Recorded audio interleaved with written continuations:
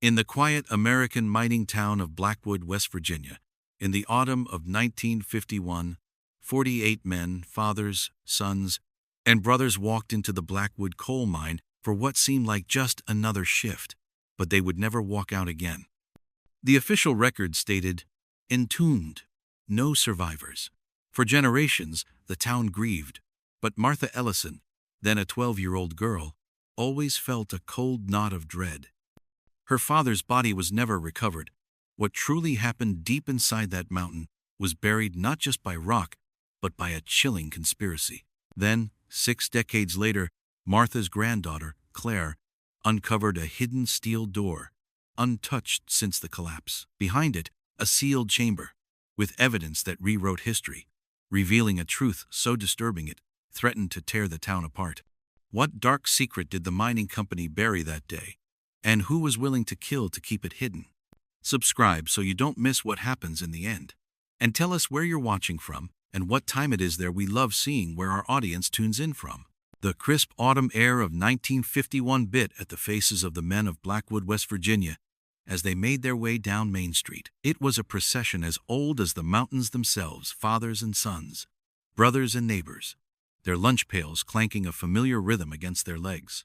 They were headed for the mouth of the Blackwood coal mine, a dark maw carved deep into the earth, promising both a livelihood and a perpetual sense of unease. For most, this was simply another Monday, another shift. For 48 of them, it would be their last. 12-year-old Martha Ellison stood on her porch, shivering slightly in the morning chill, but mostly from the excitement of waving goodbye to her father, Thomas. He was a sturdy man, with hands calloused from years of gripping a pickaxe, but always gentle when he ruffled her hair. "Be a good girl for your mother," he'd said, his smile bright against the grime that already clung to his work clothes. Martha remembered his wave, strong and reassuring, as he turned the corner with the other miners, disappearing from view as if swallowed by the fading mist. It was a moment etched forever into the tender canvas of her memory, a final, ordinary gesture before the world shattered. She never could have known that this image would become a ghostly echo, haunting her for the rest of her days. The morning wore on, indistinguishable from countless others, until a sound ripped through the valley, tearing the quiet fabric of Blackwood apart. It wasn't the usual rumble of a distant blast, but a deafening, monstrous roar that shook the very foundations of the houses, rattling windows and sending dishes crashing to the floor. Martha, playing with her doll by the window, watched in horror as her mother's face went white. The sound was followed by an unnatural, terrifying silence. Then the sirens began to wail, a mournful, rising keen that spoke of disaster before any words were uttered. Panic erupted like a geyser. Women spilled from their homes, their faces a mixture of dread and disbelief, rushing towards the mine entrance. Martha, clutching her mother's hand, was swept along in the desperate tide. The air at the mine's mouth was thick with dust and the acrid smell of burnt rock, a choking testament to the violence that had just occurred. Rescue teams, their faces grim, swarmed the opening, but the scene was one of chaos and despair. The earth had swallowed the mine whole, leaving behind a mountain of jagged rubble where an entrance had once been. Days bled into weeks, weeks into a month of agonizing, fruitless effort. The town held its breath, praying for a miracle that never came. Each bucket of rock hauled from the debris, each desperate shout into the darkness, brought no sign, no sound, no whisper of the 48 men trapped within. Families kept vigils, their eyes red-rimmed and hollow, refusing to leave the mine's entrance, clinging to the thinnest thread of hope. But the mountain remained silent, a tomb sealing its secrets. Eventually, the mining company, with a chilling swiftness that Martha would forever remember, made an official announcement. The mine was unstable, too dangerous for further rescue attempts. 48 men were declared entombed, their fate sealed by a terse, final pronouncement. No survivors. The words, cold and clinical, offered no comfort, no closure. They merely hammered the last nail into a coffin that held not bodies, but only questions and an unbearable grief. The community of Blackwood was a town of ghosts now, haunted by the specter of its missing men. Widows walked the streets, their eyes perpetually distant, Children grew up with an empty chair at the dinner table, but for Martha and her mother, the pain was sharpened by a unique agony. They had no grave to visit, no body to mourn. Thomas Ellison, Martha's father, was one of those who had simply vanished. It was as if he had never existed, wiped from the face of the earth, leaving behind a wound that would never fully heal. The company sealed the mine, forbidding further searches, claiming safety concerns.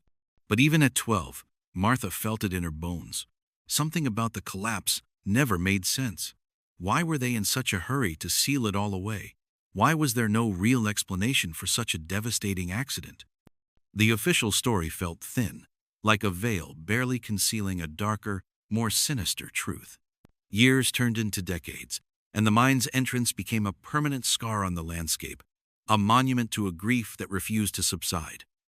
Martha grew up, married, had children of her own, but the memory of her father's last wave and the agonizing uncertainty of his fate remained a constant, nagging ache.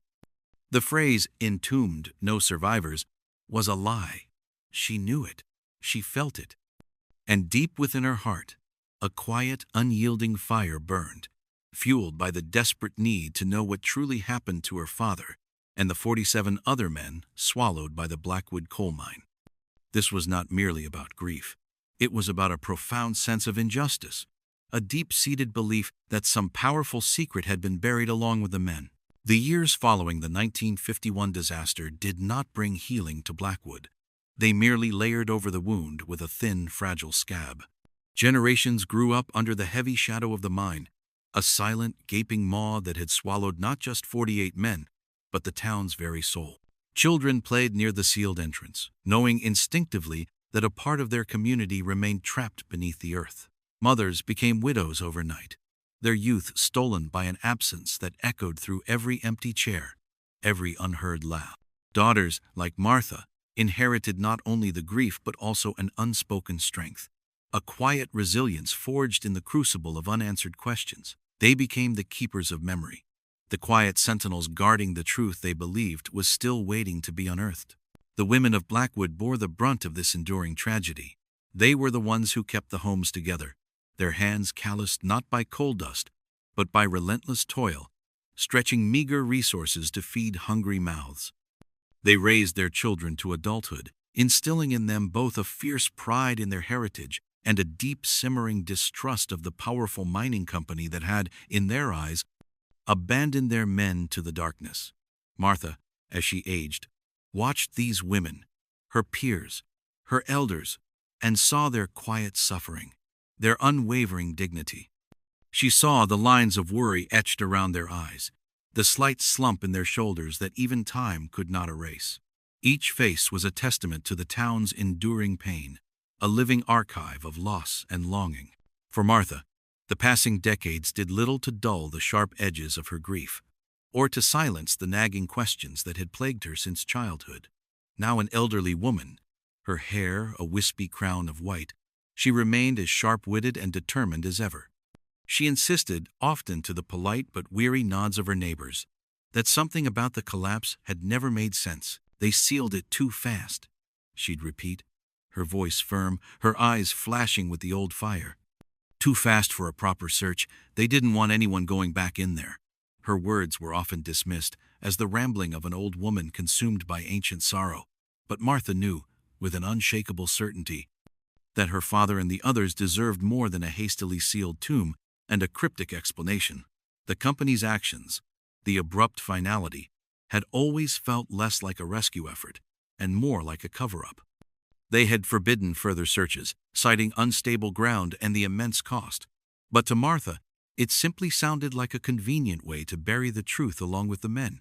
The Blackwood Mining Company, a corporate entity that had long since changed its name and ownership, remained an untouchable monolith. Its legacy in Blackwood was a bitter one, a tale of prosperity built on the backs of hard-working men, followed by a tragedy that felt suspiciously swept under the rug. Martha believed that the company had deliberately, maliciously kept secrets. Why else would they be so quick to close off access? Why the immediate and total cessation of rescue efforts even when families begged for more time, more resources?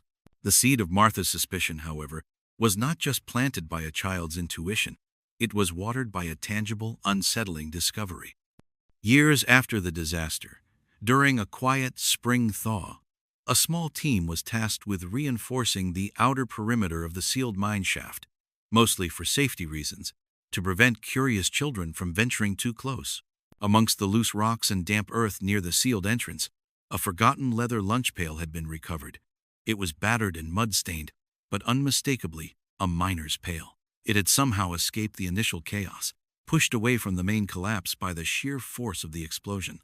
When it was carefully pried open, not a half-eaten sandwich or a thermos of coffee lay inside, but a single, folded piece of paper. The note, unsigned, was scrawled hastily in pencil, the words faded but still legible.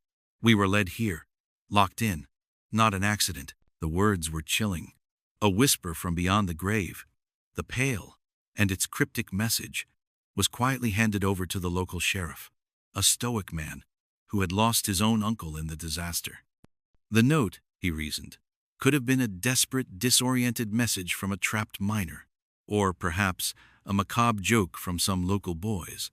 Without an author, without context, it offered more questions than answers. The sheriff, already overwhelmed by the town's grief, and perhaps wary of challenging the powerful mining company, ultimately filed it away, deeming it inconclusive.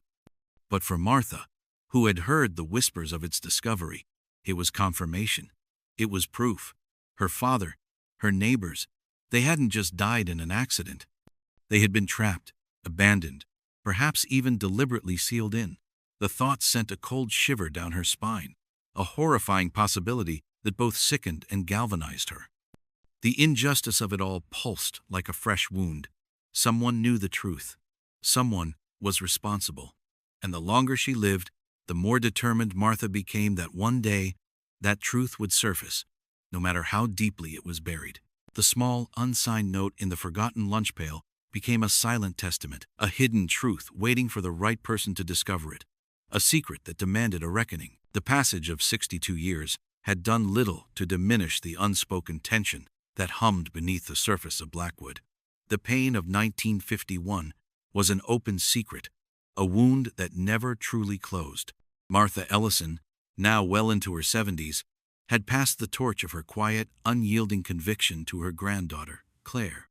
Claire, a school teacher by trade and a local historian by passion, had grown up listening to Martha's stories, not just of her beloved grandfather, Thomas, but of the injustice that had shadowed their family for generations. Martha's insistence that they sealed it too fast, and the unsettling tale of the unsigned note found in the lunch pail had woven themselves into the fabric of Claire's own understanding of her hometown. She saw the longing in her grandmother's eyes, the unspoken question that had never left her. This wasn't just history, it was personal. In the spring of 2013, Claire embarked on an oral history project, a seemingly innocuous endeavor aimed at preserving the stories of Blackwood's older residents. She interviewed the wives of miners, the children who had grown up without fathers, the men who had worked alongside the 48 lost souls. What she uncovered was a tapestry of shared grief, resilient spirits, and a collective simmering resentment towards the old mining company. There was a palpable sense that the official narrative had always been incomplete, if not outright false.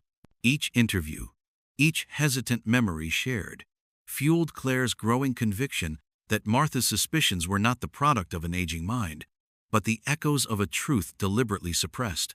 Claire was empathetic, steady, and possessed a quiet determination that often surprised those who underestimated her gentle demeanor.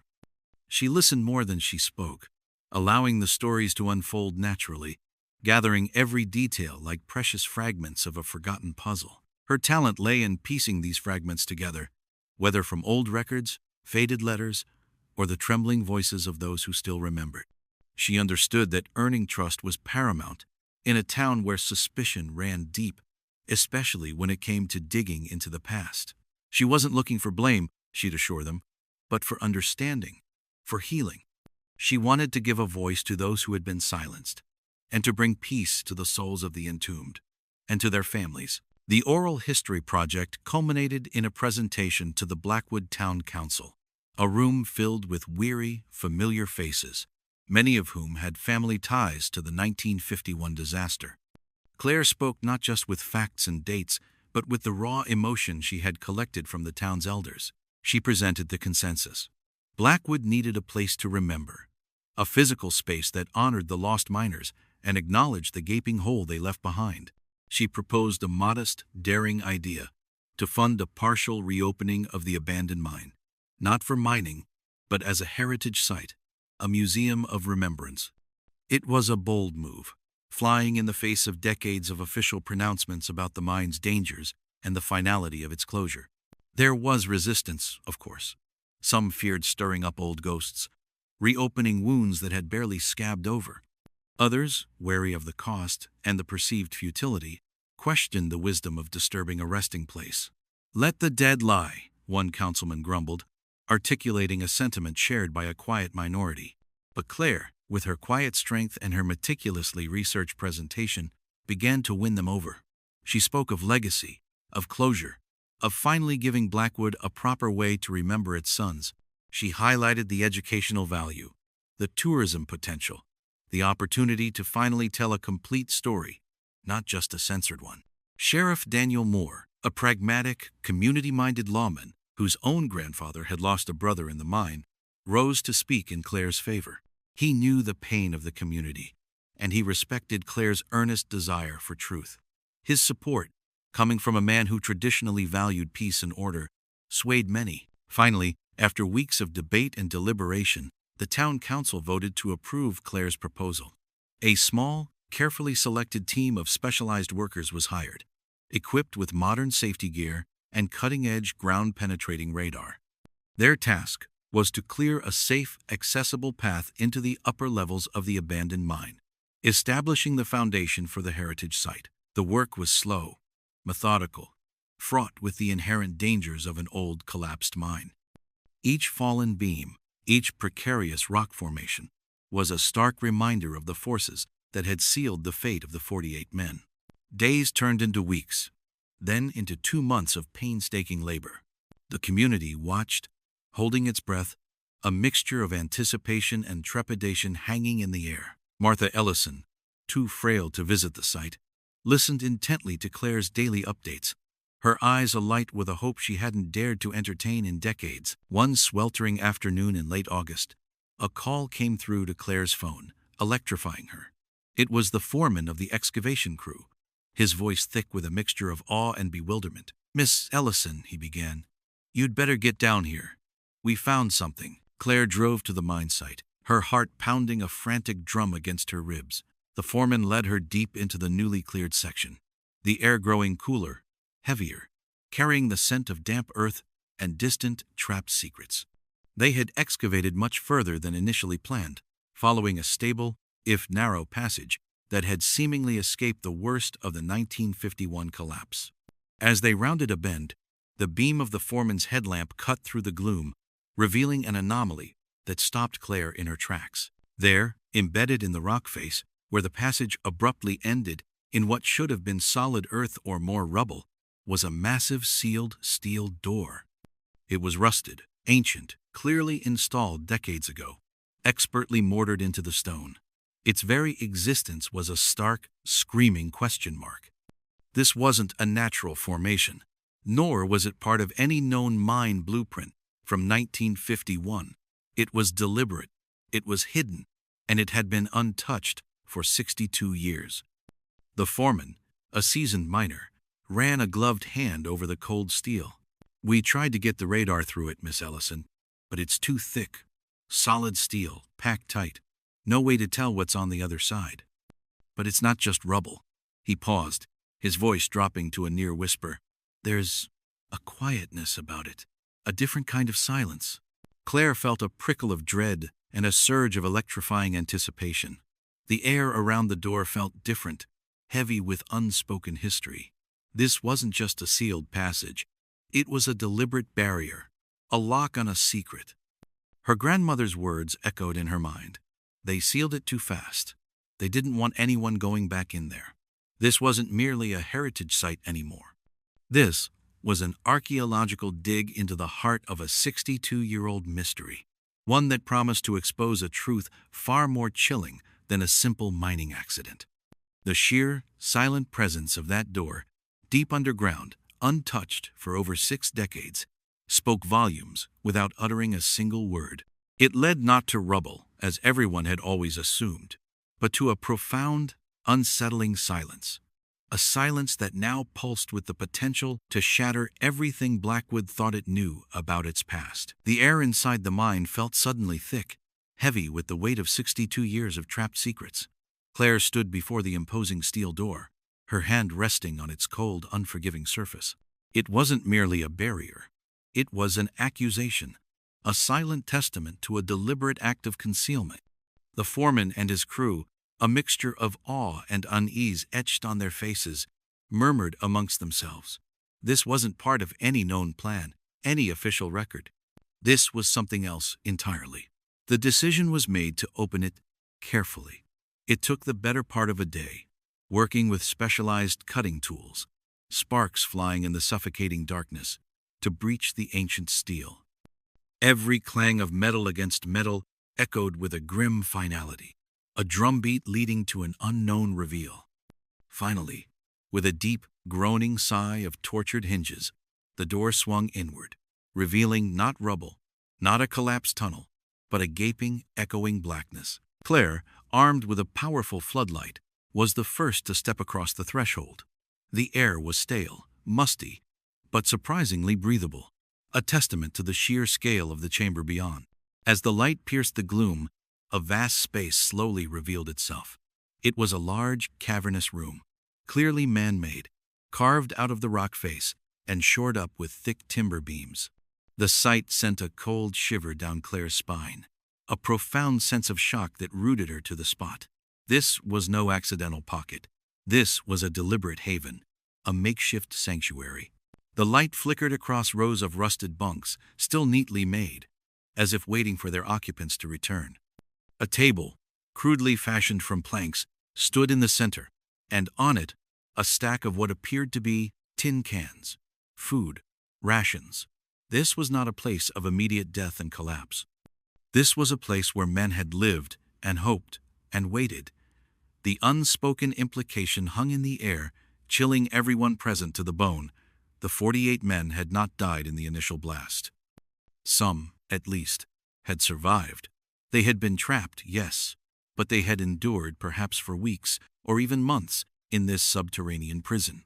As Claire moved further into the chamber, her heart thudding against her ribs, she noticed the small personal touches. A faded deck of cards lay scattered on one bunk, a worn blanket folded on another. There was even a makeshift cross carved into the rock wall, a desperate symbol of faith in the face of insurmountable odds. Each detail was a gut punch, transforming the abstract tragedy of 1951 into a vivid, agonizing reality. These weren't just names on a forgotten list. They were men, fathers, sons, who had struggled for survival in this unimaginable darkness. On the central table, amidst the neatly stacked cans of food, mostly preserved vegetables and tinned meats, still remarkably intact, despite the decades, lay an artifact that would forever change the narrative of Blackwood.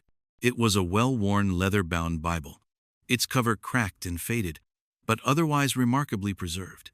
Claire approached it with trembling hands, a sense of reverence washing over her. This wasn't just a book. It was a testament, a final record. She opened it carefully, the brittle pages rustling softly. Inside the back cover, in a cramped, faded script, were names. A list of names, meticulously written. Some were familiar, names of the 48 men declared entombed. And beside each name, a date.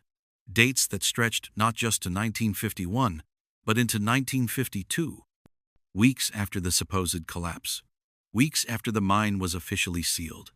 Weeks after their families had been told there were no survivors. A gasp escaped Claire's lips. The miners hadn't died in the explosion. They had lived. They had been trapped. Yes, but they had survived for an unknown, agonizing period here in this sealed room. The official story was a lie, a deliberate, monstrous fabrication. The implications were staggering, horrifying. Someone knew this chamber existed. Someone had sealed these men in, knowing they were alive.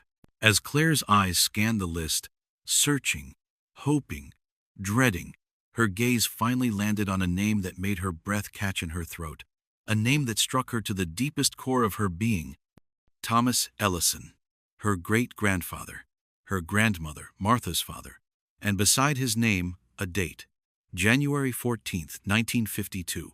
A wave of emotion, so powerful it nearly brought her to her knees, washed over Claire. He hadn't died on the day of the explosion. He had lived for months, trapped in this cold, dark chamber, holding onto hope. Her grandfather, the man Martha had mourned for over 6 decades, the man whose body had never been found, whose fate had been a source of endless agony, had survived. He had survived far longer than anyone believed. Martha's unwavering conviction, her lifelong insistence that something was wrong, that her father had been more than just a victim of a tragic accident, was not just vindicated, it was horrifyingly confirmed. The pain of it, the sheer, unimaginable cruelty, hit Claire with the force of a physical blow. Her great-grandfather, along with dozens of others, had been abandoned to a slow, agonizing death, deliberately sealed away by those who had the power to save them. Tears welled in Claire's eyes, not just for Thomas Ellison, but for all the men, for all the families, for the generations of grief and unanswered questions. The injustice was so profound, so utterly heinous, it felt like a physical weight pressing down on her. The Bible, a silent witness to unimaginable suffering, now held the key to a truth that would shake Blackwood to its very foundations. This was not just a historical discovery. It was a crime scene, 62 years in the making.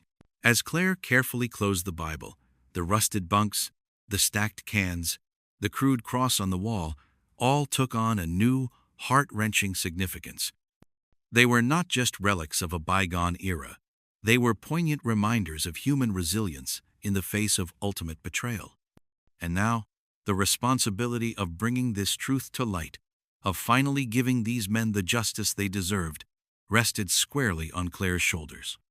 The silence of the sealed room had been broken, and its echoes would reverberate far beyond the confines of the mine, demanding a reckoning for those who had so cruelly sealed its inhabitants' fate.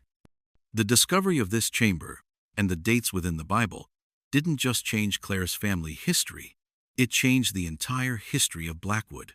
And as she looked around the dark, dusty chamber, she knew her journey had only just begun. The revelation of the sealed chamber and the chilling discovery within the Bible sent shockwaves through Claire, but she knew the implications extended far beyond her personal grief. This was not merely a family secret. It was a powerful truth that had been deliberately buried for 62 years, a truth that exposed a monumental betrayal. The men of Blackwood had not simply died in a tragic accident. They had been abandoned, left to perish in the darkness by forces far more sinister than a mine collapse. Claire immediately contacted Sheriff Daniel Moore, the same pragmatic, community-minded lawman who had supported her heritage site proposal. She met him at the mine, leading him through the newly opened passage to the sealed chamber. His reaction mirrored her own, a profound sense of disbelief, quickly followed by a grim understanding of the immense injustice. His grandfather's brother had been one of the entombed, making this case deeply personal for him as well. He carefully examined the rusted bunks, the stacked food cans, and spent a long, silent moment tracing the names and dates in the Bible. "My God, Claire," he murmured, his voice heavy. "They kept them here. They just left them."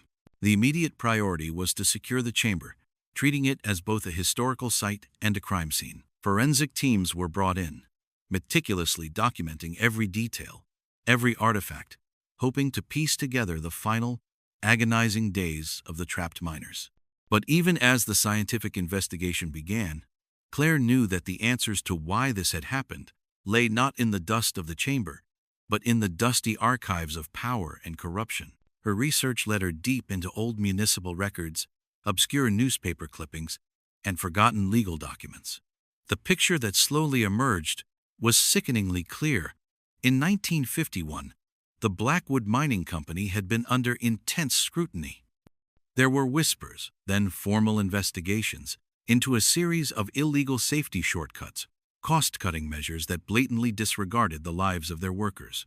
Ventilation systems were allegedly compromised, support structures overlooked, and safety protocols ignored. The mine, it seemed, was a ticking time bomb, long before the tragic explosion. The disaster, while devastating, might have provided a convenient, albeit horrific, solution for the company's executives. Sealing the mine quickly and definitively would not only entomb the workers, but also bury the overwhelming evidence of their negligence and criminal malfeasance. With no survivors to testify, no bodies to examine for clues of a slow, agonizing death, the company could control the narrative, framing it as an unavoidable tragedy rather than a corporate crime. Claire realized the steel door was not just a seal, it was a deliberate act of silencing. It had silenced both the workers trapped within and the damning evidence they might have provided. The official record, stating, "Entombed, no survivors," was not just an erroneous declaration. It was a calculated cover-up, a monstrous lie propagated to protect powerful men and their profits. The sheer scale of the deception, the callous disregard for human life, made Claire's blood run cold. The old mining company no longer existed under its original name, having been acquired and rebranded multiple times over the decades. But their legal successors, a vast corporate entity with deep pockets and an even deeper vested interest in protecting its historical image, certainly did.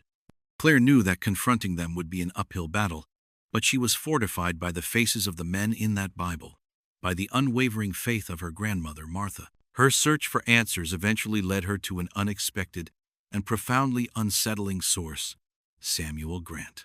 Now in his 90s, Samuel had been a junior lawyer for the Blackwood Mining Company in 1951. He was known in Blackwood as a recluse, a man who had left town shortly after the disaster and returned decades later, living a quiet, solitary life. He carried with him a reputation for being sharp-eyed, even in old age, but deeply guarded, always pausing before speaking, as if weighing decades of silence against the imperative of truth.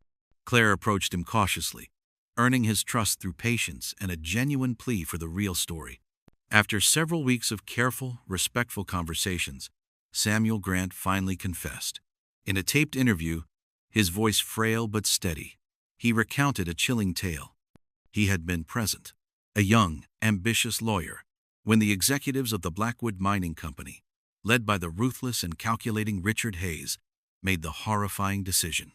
Hayes, an ambitious man who viewed lives as numbers on a ledger, had been consumed by fear of exposure, of financial ruin, and of the legal consequences of the safety violations. Samuel confirmed that Hayes and his inner circle, knowing full well that a number of miners had survived the initial blast and taken refuge in a pre-existing reinforced chamber, ordered it sealed.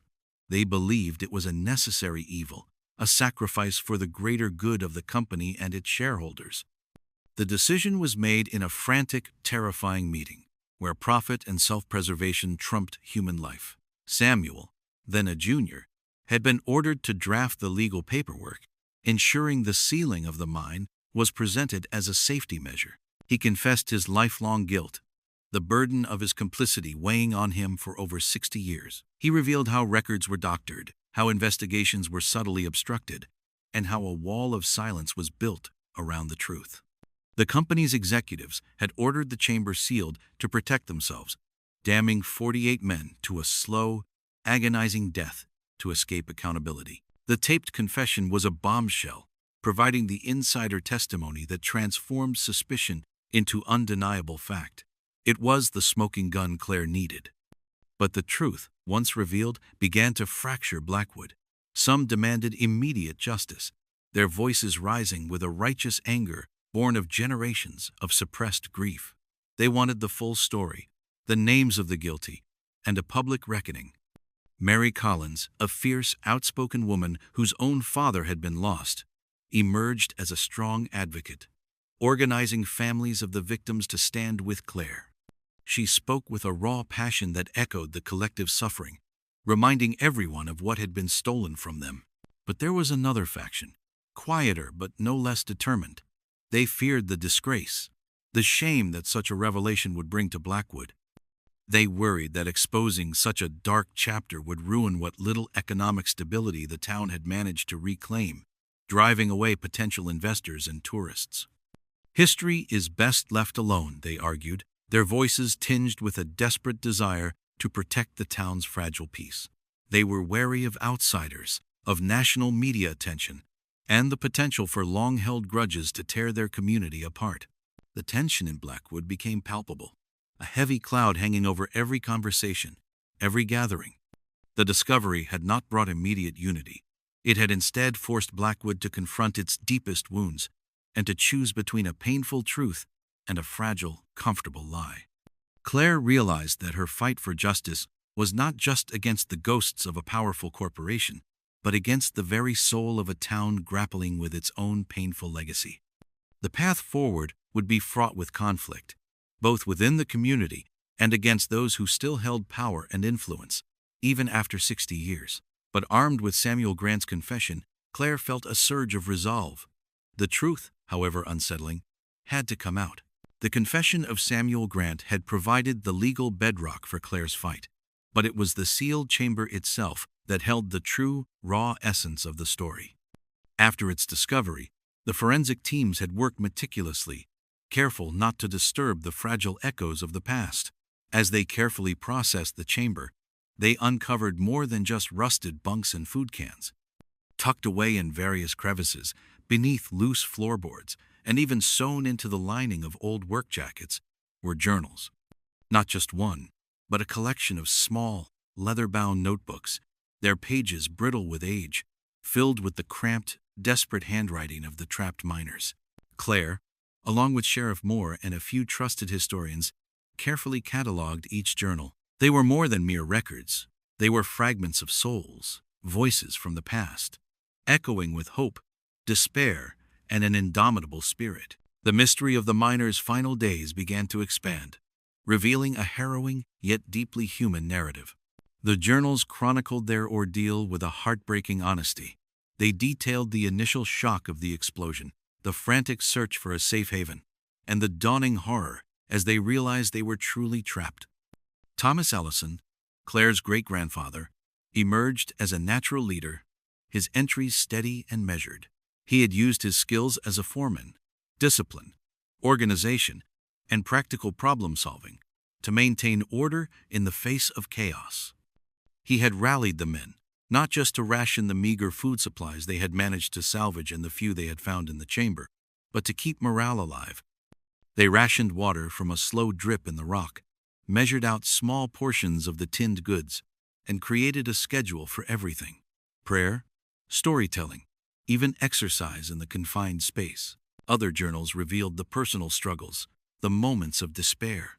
One miner wrote of his desperate longing for a final glimpse of his wife and newborn child. Another meticulously sketched diagrams of escape routes, futile attempts to find a way out that never materialized.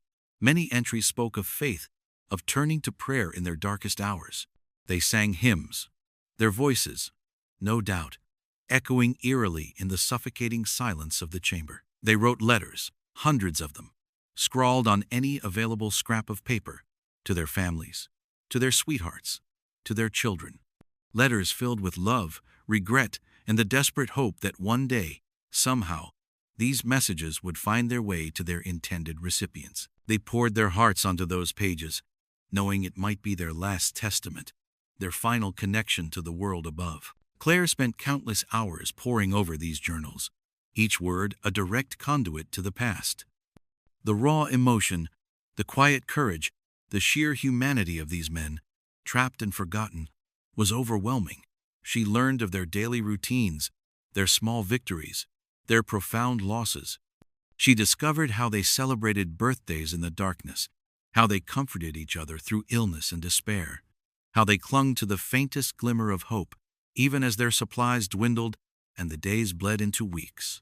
Then, one evening, late into the night, Claire opened a journal and recognized the distinctive, neat handwriting that matched the dates beside Thomas Ellison's name in the Bible.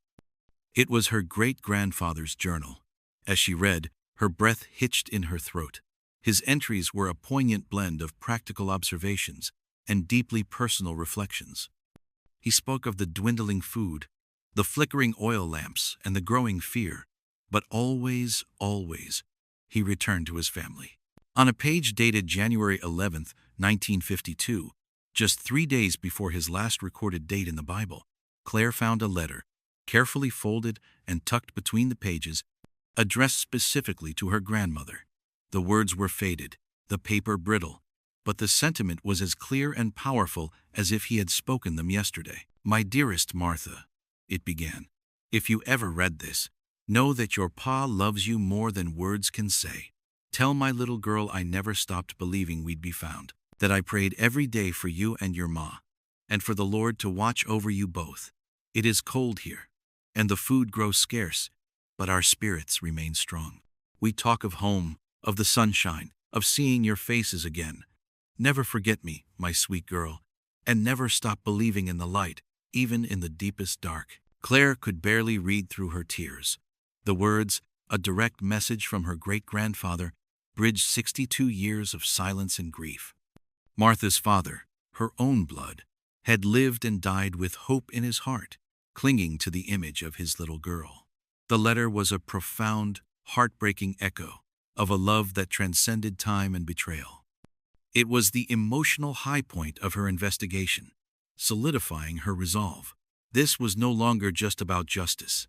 It was about honoring these men, about ensuring their last messages, their last hopes, were finally heard. As the full story of the sealed chamber unfolded through the journals, Claire began to see an opportunity, not just for justice against those who had committed such an unspeakable act, but for healing. Healing across generations, for a town burdened by decades of unresolved grief. The journals offered a different narrative of the men of Blackwood, not just as victims of a corporate crime, but as courageous individuals who had faced unimaginable hardship with dignity, faith, and an enduring love for their families. They were men who kept hope alive, even in the face of certain death. This knowledge, Claire realized, could be a powerful catalyst.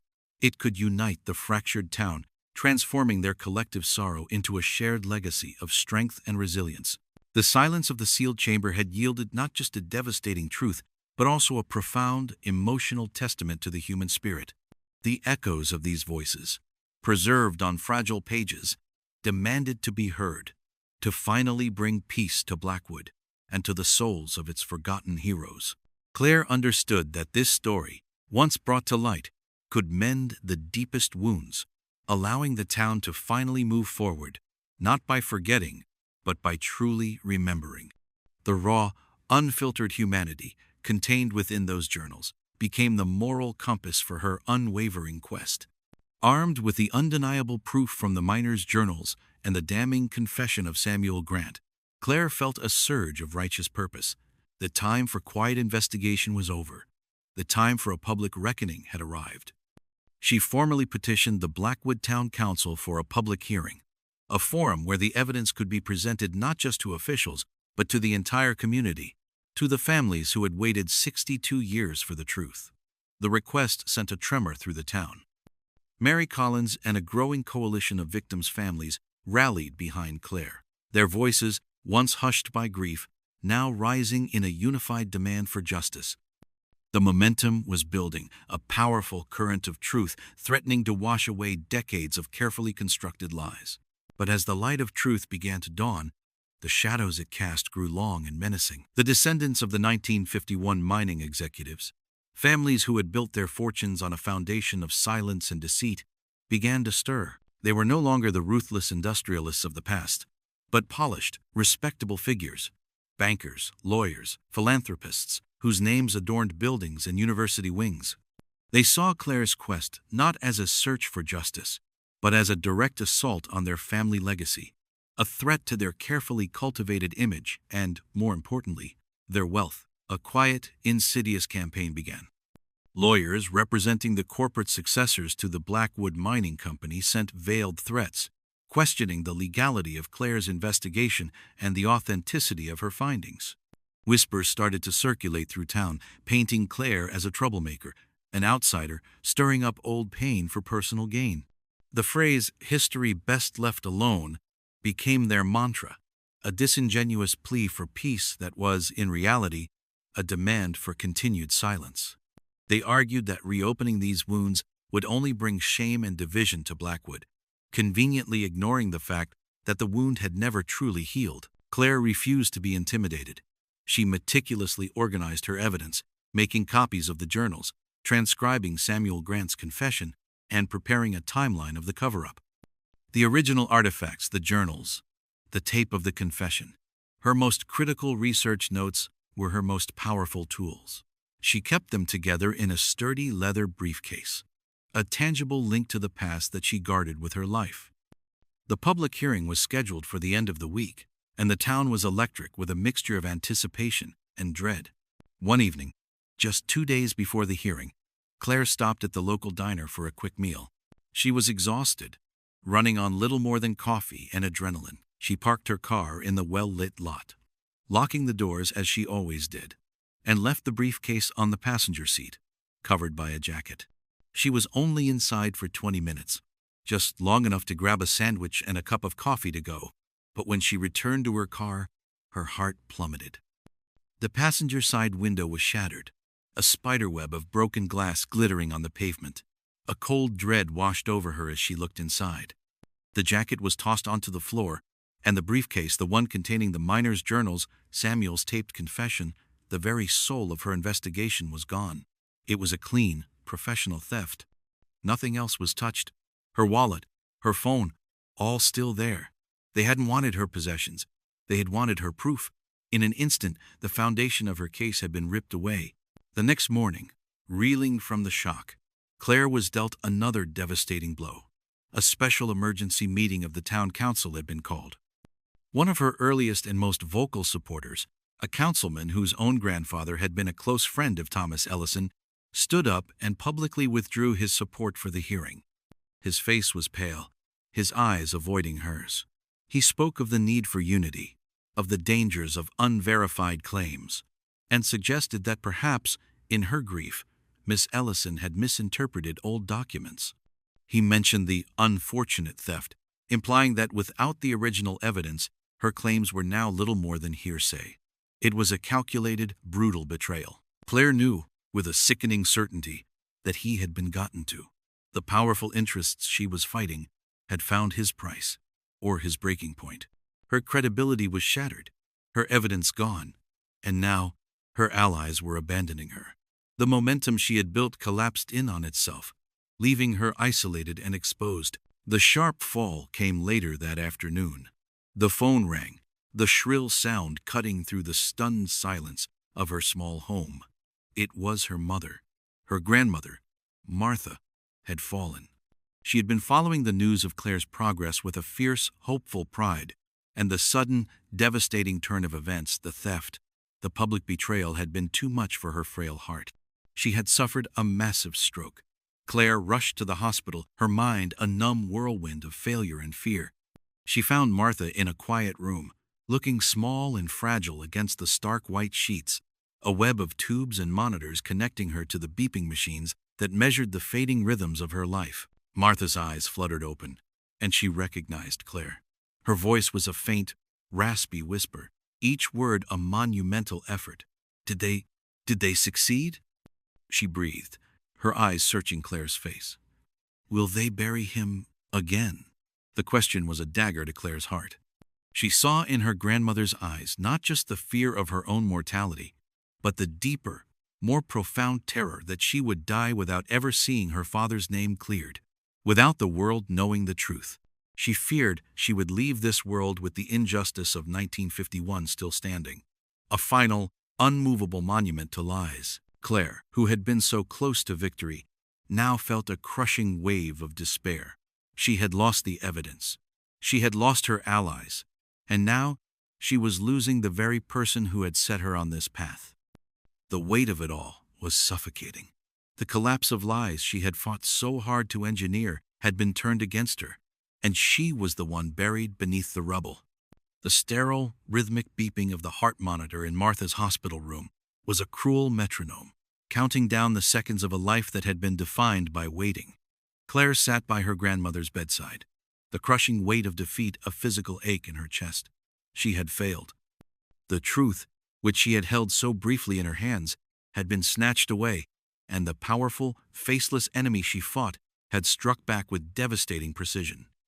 They had not only stolen her evidence but had also poisoned the well of her support and, in doing so, had broken her grandmother's resilient spirit.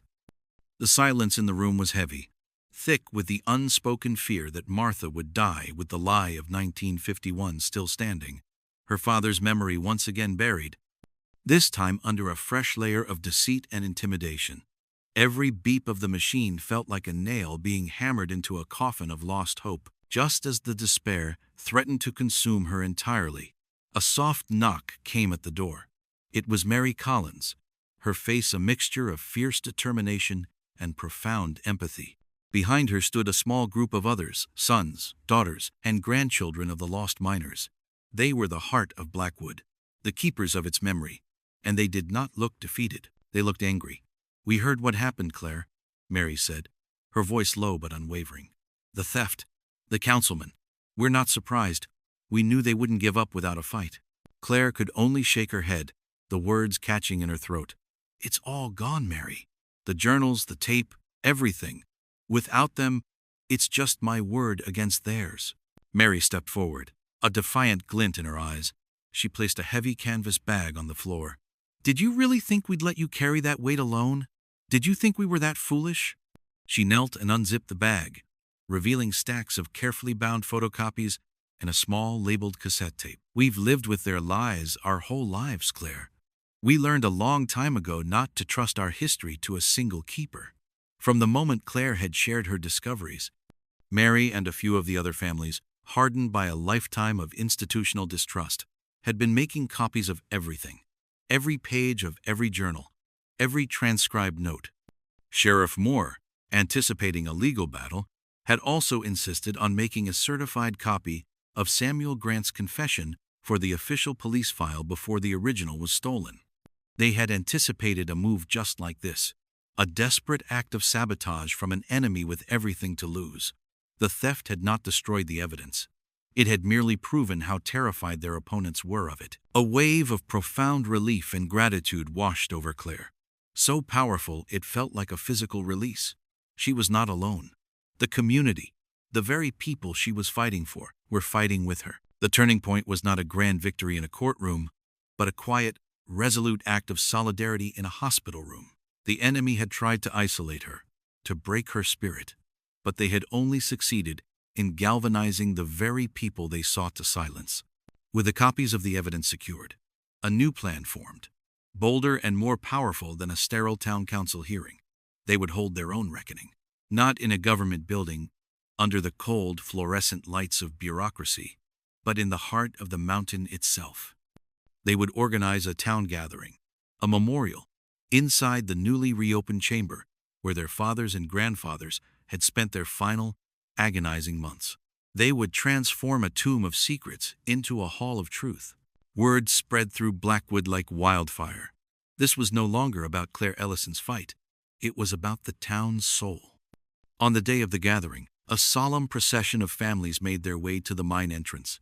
They carried old photographs, candles, and a quiet, unshakable dignity.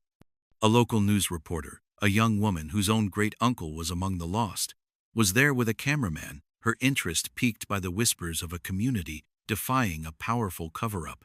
Claire, with Mary Collins at her side, led the families deep into the mine, into the silent, waiting chamber. The air inside was cool and still, the only light coming from the portable lamps they had set up, casting long, dancing shadows on the rock walls. The effect was immediate and breathtaking. The family stood in a profound, reverent silence, the weight of 62 years of history pressing in on them. They were standing in the very spot where their loved ones had prayed, had hoped, had written their last goodbyes. The rusted bunks, the crude table, the cross carved into the stone, they were no longer just artifacts. They were sacred relics. Slowly, people began to move through the space. An elderly man, the son of a miner, reached out and gently touched one of the names carved into the stone, his shoulders shaking with silent sobs. A group of women gathered around the Bible on the table, their fingers tracing the faded handwriting of their fathers. Claire, her voice trembling but clear, began to read aloud from the photocopied journals. She read of their courage, their faith, their unwavering love for the families they had left behind. She read Thomas Ellison's final letter to Martha, his words echoing through the chamber, a message finally delivered after a lifetime of waiting. There was not a dry eye in the cavern. The grief was palpable, a shared sacred sorrow that washed away the bitterness and anger, leaving behind a pure, powerful sense of connection. The emotional scene was more potent than any legal argument, more convincing than any official document. It was the undeniable truth, felt in the heart, in the very stones of the mountain. The local news report aired that evening, a raw, emotional piece that captured the solemnity and power of the gathering. It showed the faces of the families, the tears in their eyes, the quiet dignity of their remembrance. It told the story of the journals, of the cover-up, and of a community's fight for justice. The story was so compelling, so profoundly human, that it was picked up by a national wire service. Within 24 hours, the story of the lost miners of Blackwood was everywhere. The corporate successors to the Blackwood Mining Company, who had been so successful at intimidating a lone schoolteacher, now found themselves facing a national firestorm.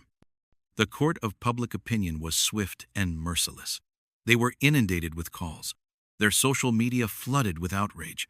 The PR nightmare was escalating by the hour, threatening to tarnish their multi-billion-dollar brand. Faced with irrefutable evidence, a damning public narrative, and the looming threat of massive class-action lawsuits, the company buckled. Their carefully constructed wall of silence crumbled. In a public statement that dripped with calculated remorse, they acknowledged the historical inaccuracies in the official account of the 1951 disaster and admitted to a failure of corporate responsibility. They agreed to enter into negotiations for compensation with the families of the 48 miners. More importantly, they pledged to fund the creation of a permanent memorial and educational center at the mine site, ensuring that the true story of the men's courage and the company's betrayal would never again be buried. Justice, when it finally arrived, came not from a judge's gavel, but from the collective voice of a community that refused to let its loved ones be forgotten. The reckoning had come, and the echoes of those voices from the chamber had, at last, shaken the world. The news of the company's public capitulation reached Martha Ellison's quiet hospital room not as a triumphant roar, but as a gentle, long-awaited whisper of peace. Claire sat by her side, holding her grandmother's frail hand, and recounted the events of the past few days, the gathering in the chamber, the national outcry, the corporation's surrender. A faint, serene smile touched Martha's lips, a look of profound release that seemed to smooth away the deep lines of worry etched into her face by 62 years of uncertainty. The fight, her lifelong vigil, was over. The truth was finally free, and in its freedom, she found her own. She had held on, a solitary sentinel guarding a flickering flame of hope, and had lived long enough to see it blaze into an undeniable fire. Her work was done. Claire, understanding what this moment meant, went home and retrieved the single most precious artifact from the mountain of evidence, the original, handwritten letter from Thomas Ellison to his daughter. The paper was fragile, the pencil faded, but the love it contained was as potent and real as the day it was written in the cold, desperate darkness of the sealed chamber. She returned to the hospital and gently placed the letter in her grandmother's hand. Martha's fingers, gnarled with age, closed around it with a surprising strength, a final, tangible connection to the father she had last seen as a 12-year-old girl. She held it to her chest, her eyes closing, a single tear tracing a path through the weathered landscape of her cheek. She did not need to read the words. She could feel them. A final, loving message that had traveled across a chasm of 6 decades to find its way home. Later that evening, with Claire holding one hand and her father's last words resting in the other, Martha Ellison passed away peacefully in her sleep. Her long watch had ended. She had not died in bitterness or despair, but in the quiet, triumphant peace of knowing that her father's story and the story of all the lost men of Blackwood would finally be told.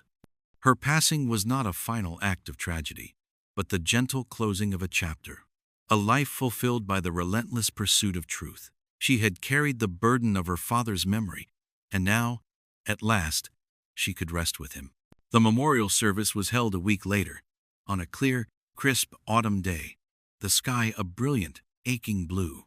The entire town of Blackwood gathered not in a church, but on the grounds of the mine itself, a place of shared trauma that was now being reclaimed as a place of shared remembrance. A simple stage had been erected near the entrance, and behind it stood a large, framed photograph of each of the 48 men, their black and white images looking out at the generations that had come to honor them. It was a bittersweet gathering, heavy with the weight of a long-delayed grief, yet uplifted by a profound sense of closure. The bitterness of betrayal had not vanished, but it was now tempered by the sweet, powerful story of the miners' courage. When it was her turn to speak, Claire Ellison walked to the podium, not with the fire of an activist, but with the quiet solemnity of a historian and a granddaughter. She spoke of her grandmother's unwavering faith, of the community's resilience, and of the powerful voices that had finally broken through 62 years of silence. And then she carefully unfolded the brittle, precious piece of paper she held in her hands. My great-grandfather, Thomas Ellison, wrote a final letter to his daughter, my grandmother, she began, her voice thick with emotion but steady and clear, a message he hoped would one day be found. Today, it is my honor to finally deliver it. A hush fell over the crowd as Claire began to read. My dearest Martha, if you ever read this, know that your pa loves you more than words can say. Tell my little girl I never stopped believing we'd be found. Her voice carried her great-grandfather's words across the silent crowd, each phrase a testament to a love that had defied death and time. She read of their prayers, of their songs, of their unwavering hope. She concluded with his final poignant plea. Never forget me, my sweet girl, and never stop believing in the light, even in the deepest dark. The emotional payoff was immense. What had been hidden in darkness for so long was now brought fully into the light, not as a story of corporate malfeasance, but as a deeply human story of faith, endurance, and love. The men of Blackwood were no longer just names on a list of victims. They were remembered as they truly were, as fathers, brothers, and husbands who had kept hope alive in the face of unimaginable despair. Their courage, a final, defiant act against the powerful men who had betrayed them. Families wept openly, not just tears of sorrow, but tears of pride and release. The story of these ordinary men, their quiet heroism preserved on fragile pages, was now a permanent part of Blackwood's legacy, a moral lesson to be passed down through the generations. In the months that followed, the town began to heal in earnest. The compensation from the mining company's successors provided a measure of financial justice, helping families who had struggled for decades. But the true healing came from the shared truth. The divisions that had briefly fractured the community melted away as the full story of the miners' ordeal became a source of collective pride. The sealed chamber, once a tomb of secrets, underwent a remarkable transformation. Funded by the settlement, engineers and architects worked to turn it into a memorial hall. They did not erase its grim history, but honored it. The rusted bunks remained, as did the crude table and the cross carved into the stone, all preserved behind protective glass. The names of the 48 men were inscribed in polished bronze on the rock wall, where they had spent their final days. But the most significant change was in the ceiling. A wide circular skylight was carefully cut through the tons of rock and earth above, a feat of modern engineering that did what the miners could only dream of. It let in the sun. The final image of Blackwood's long journey was this: light, pure, golden sunlight streaming down from the world above, illuminating the chamber that had once known only darkness. It bathed the names on the wall, glinted off the glass protecting the old Bible, and filled the space with a warm, hopeful glow. The chamber was no longer a symbol of betrayal and death, but a testament to truth uncovered, a beacon of remembrance. The light that remained was a promise fulfilled, a final, beautiful answer to Thomas Ellison's prayer, a testament that even in the deepest dark, the light could and would eventually find its way in.